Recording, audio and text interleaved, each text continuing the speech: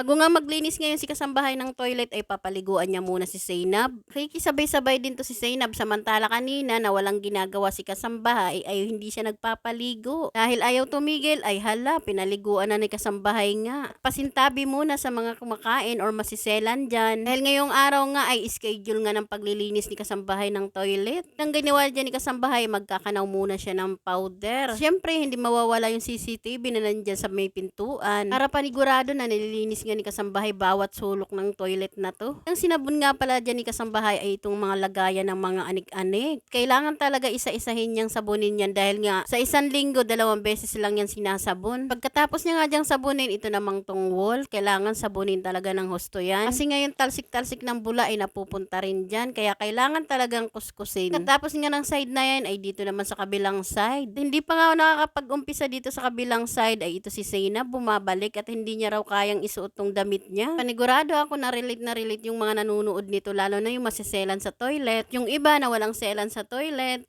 Umpisa lang yung gustong maganda ang toilet pero pag tumagal na ay nako pinabayaan na. Lalong-lalo na yung sa madidiriin dyan. Yung tabi po ulit sa mga kumakain. Ulit kasi kung gusto nyong maging maganda or panatiliin yung maganda, dapat wag natin pandirian linisin. Kasi pag pinandirian linisin yan ay mas lalong nakakadiri kapag hindi nilinis. Dito na nga si kasambahay magsasabon sa kabilang side. Dahil hindi masabon ni kasambahay yung bandang itaas, kuha niya yung brush na may hawakan at dito niya nilagay yung basahan. O diba napakawais ni kasambahay. Dito rin sa kabilang side, ganun din ang ginawa ni kasambahay. Pagkatapos niya nga sabunin ay ito namang bowl ang sasabunin ni kasambahay. Isa-isahin talaga yun ni kasambahay hanggang baba. Kaya naman kapag ginamit mo tong toilet na to, parang ayaw mo nang lumabas dito. Yung kesame at exhaust fan na hindi mo nalilinisin yan. Yung exhaust fan kalilinis lang nung 1 linggo. Pala pinalagyan namin ng exhaust fan tong toilet namin. Dahil walang pasingawan tong toilet na to at sobrang init kapag walang exhaust fan. Na-try nga yan ni kasambahay dahil siya yung unang-unang nag-try dyan. Naglabas nga ni kasambahay, akala mo hinabol ng 10 kabayo dahil sobrang pawis.